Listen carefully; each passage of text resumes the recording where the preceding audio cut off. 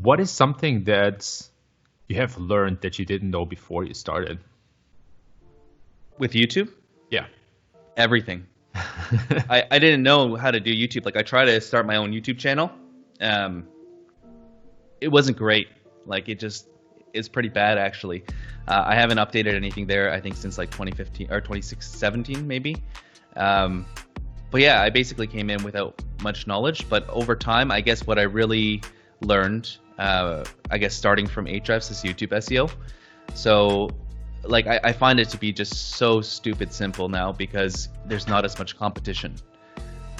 Whereas like Google, like there's just so many factors. Whereas on YouTube, I feel like it's just like engaging your audience, keeping them on the YouTube platform for as long as possible.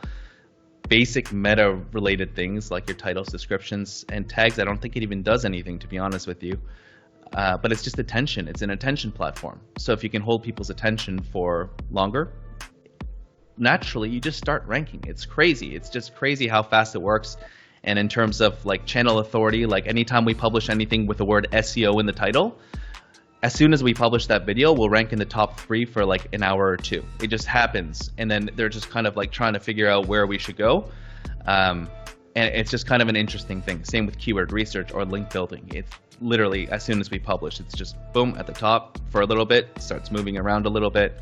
And then sometimes it settles here, sometimes it drops, and then later on it'll come back up. It's kind of a strange behavior where you can't 100% predict it, but at the same time, it comes down to the performance of the video, which is something that I really like. It kind of gives people the chance where, you know, with SEO, like you need links. Links aren't exactly easy to come by especially when you're new to it.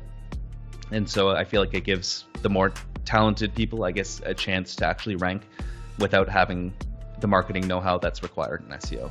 I have a whole bunch of questions about links, but before we dive into that, how do you think about attention? How do you think about holding your audience's attention? So number one is editing. So the way that we edit, a lot of it is like you won't see my face for too long.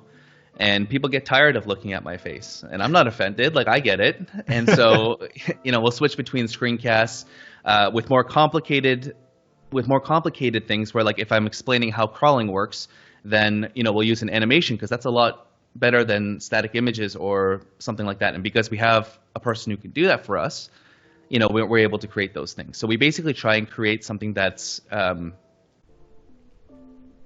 dynamic. Basically, things are constantly changing. Or even if we're on a screencast, you'll rarely see just the full screen without like highlighting to a part or zooming into a part. Or like if I say to click top pages in Site Explorer, then we'll circle that part and we'll zoom into it so they know exactly where it is. And so it's just constantly moving, is that it gets people's brains working as we're going through it. It's easy to follow, whereas if you get lost, you're gone. So that's number one. Number two is the whole editing process. That helps big time, is because we're cutting out a lot of fluff. We're cutting out things where it's like, can we actually prove this statement, or is it just based on what SEOs think or what we think? And so when we cut those things out, it shortens the script substantially. So that helps too.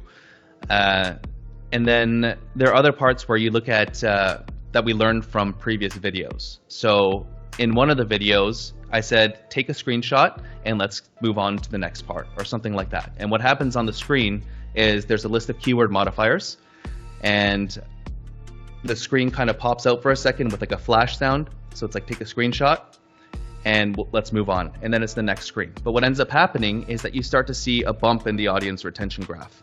And so what's happening there is that people are actually going back to take a screenshot. And so these bumps that you see in your audience retention graph, when you see like little bumps like this throughout certain parts, you should look at those and see what you did and start reusing them when you can. So that actually worked out quite well for us for that video. It wasn't planned. But then I tried it again, and I tried it 8 times or 7 or 8 times in another video, in SEO checklist, and it didn't work. And then I tried it again for showing the same list of keyword modifiers in a different video, and it worked. So it's really about understanding like why it is that people are rewinding, and then why they're watching that part again, or there's certain animations that people will watch again because it's just a complicated concept, or certain parts that were meant to be somewhat humorous. So they'll rewind and watch those again. And so when you start to see these, I think people tend to call them true bumps of engagement, then you start to use those again and recycle them in your videos going forward.